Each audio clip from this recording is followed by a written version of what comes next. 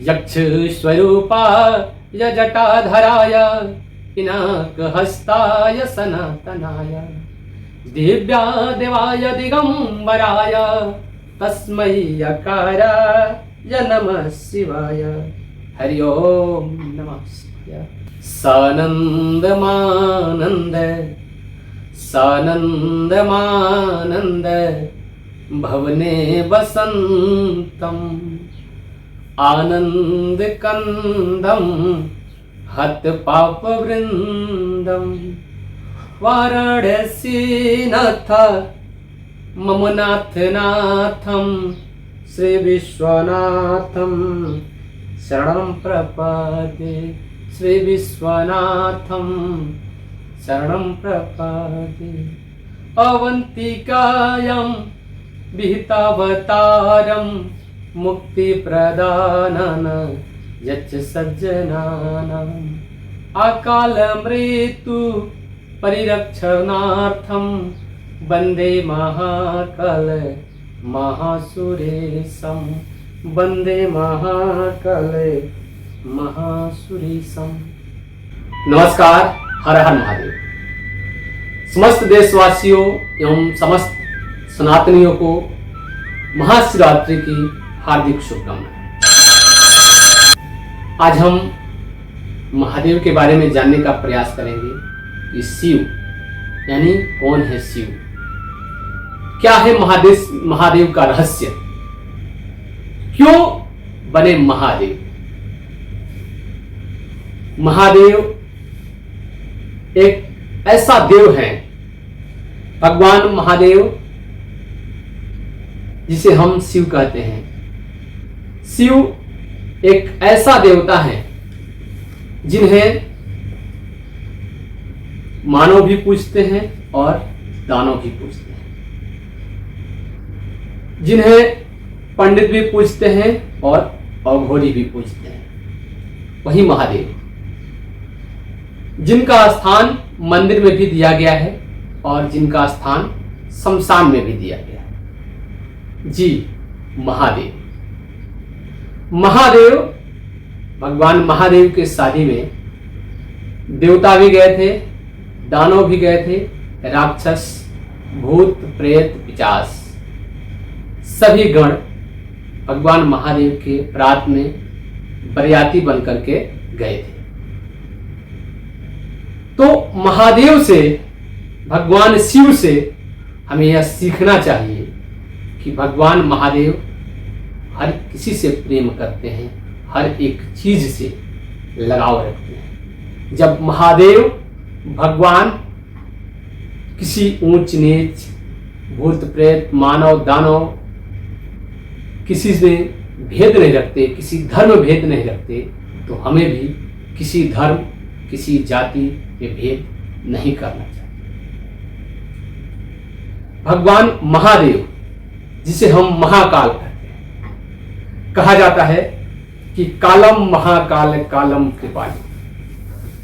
भगवान महादेव वो है जो काल पे भी कृपा करते हैं, वही महादेव वही महाकाल है। शिव यानी सर्वेश्वर, जो समस्त जगत के पिता, जिसे हम भुवनपति कहते हैं।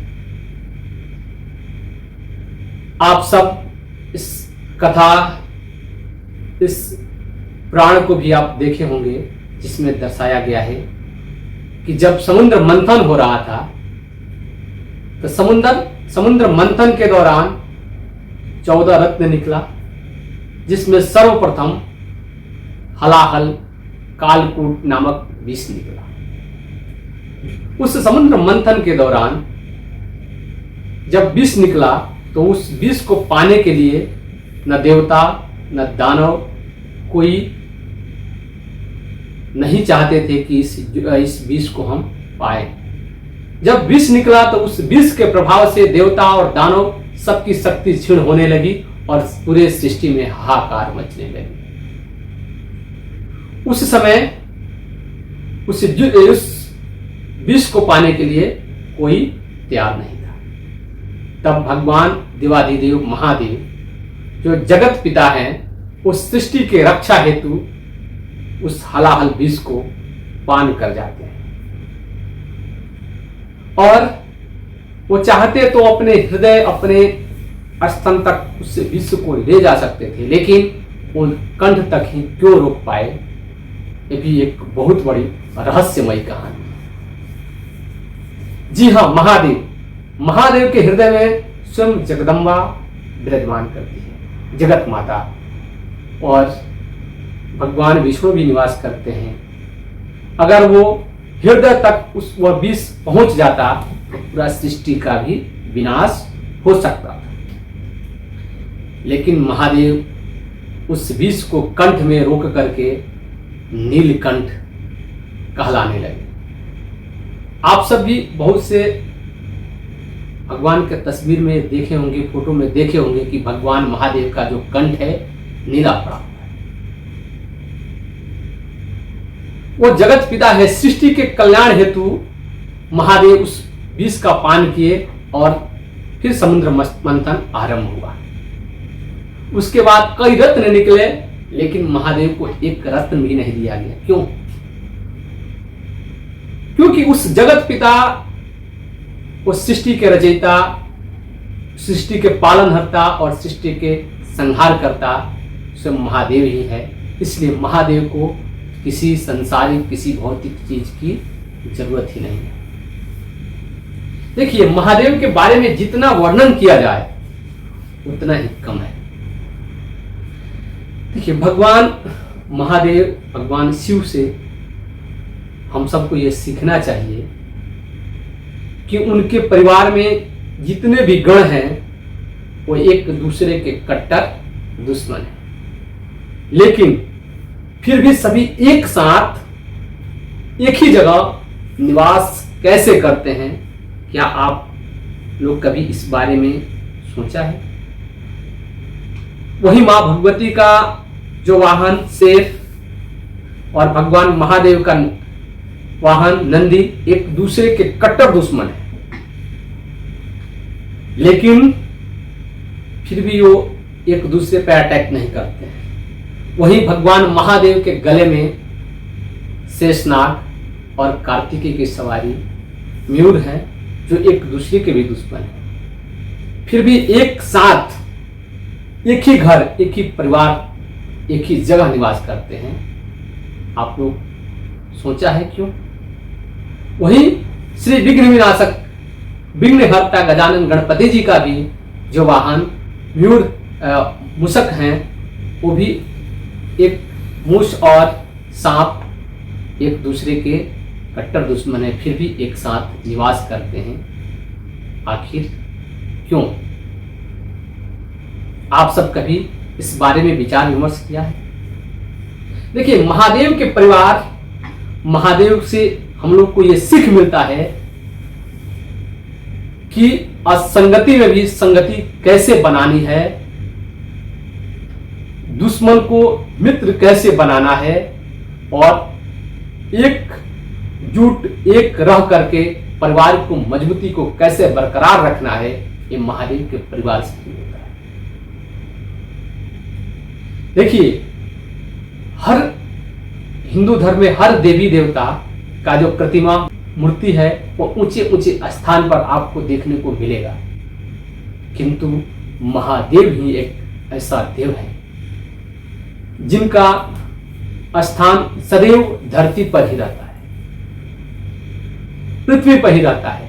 और आप जब भी शिवालय में प्रवेश करेंगे तो सभी देवता को आप खड़े खड़े प्रणाम करके वापस आ सकते हैं, लेकिन जब भी आपको महादेव को प्रणाम करना होगा तो वहां दंडवत आपको सर झुकाना ही पड़ेगा।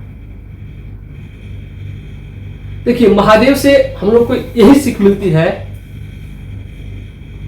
कि नैतिकता अनैतिकता में भी नैतिकता कैसे बनाए रखना है, और अपने क्रोध को भी कैसे काबू रखना है, ये महादेव से ही मिलता है। महादेव के पास त्रिनेत्रधारी हैं, जिनके पास त्रिनेत्र है, वो चाहे जब भी नेत्र खोले तो पूरी सृष्टि भस्म हो सकती है, लेकिन महादेव उस नेत्र का प्रयोग नहीं करते। इससे हम लोग को यह भी सीख मिलता है कि महादेव अपने क्रोध पर कैसे काबू रखते हैं, उनसे हम लोग को ये सीख मिलता है कि सर्वशक्तिमान सर्वशक्तिवान होते हुए भी अपने आप को कैसे काबू रखते हैं। ये महादेव से सीखना हम लोग को चाहिए, उनके परिवार से सीखना चाहिए कि एक ही परिवार में सर्वप्रथम पूजा होती है विघ्न विनाशक गजानन गणपति, वही उनके दूसरे पुत्र जो भगवान सभी भगवानों का मंत्री यानी अध्यक्ष हैं,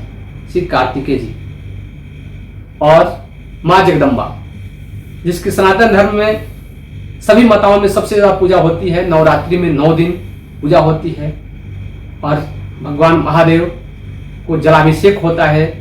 साल में 2 महीना महादेव का भी अभिषेक होता है। देखिए, भगवान महादेव सदैव सृष्टि के रक्षा के लिए तत्पर रहते हैं और हम सबको यह सीख देते हैं कि कहीं भी रहिए, जैसे भी रहिए, परिवार में एकजुट रहिए और अपने मजबूती को बनाए रखिए।